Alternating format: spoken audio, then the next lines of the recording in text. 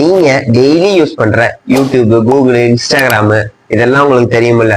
ஆனா உண்மையை சொல்லணும் அப்படின்னா இன்டர்நெட்ல கிடைக்கிற எல்லா விஷயமும் வந்து ஜஸ்ட் 3% தான். மீதி 97% ஆஃப் இன்ஃபர்மேஷன்லாம் வந்து டார்க் வெப்ல தான் இருக்கு. டார்க் வெப்னா என்ன? டார்க் வெப்னா என்னன்றது பார்க்கறதுக்கு முன்னாடி நம்ம சர்ஃபேஸ் வெப்னா என்ன, டீப் வெப்னா என்ன அப்படின்னு சொல்லிட்டு பார்த்தலாம்.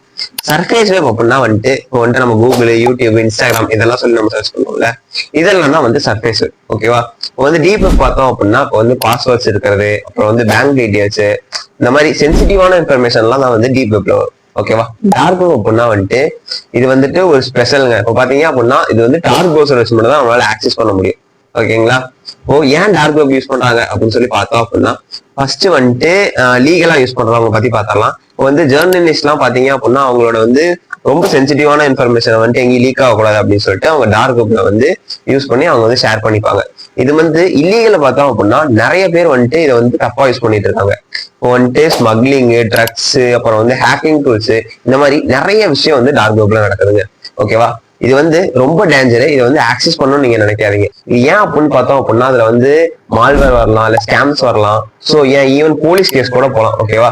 சோ வந்துட்டு எந்த இல்லீகலான லிங்கையும் வந்து கிளிக் பண்ணாதீங்க இதுல. சரிங்களா? இந்த மாதிரி யூஸ்ஃபுல்லான இன்ஃபர்மேஷனுக்கு நம்ம சேனலை மறக்காம சப்ஸ்கிரைப் பண்ணிக்கோங்க.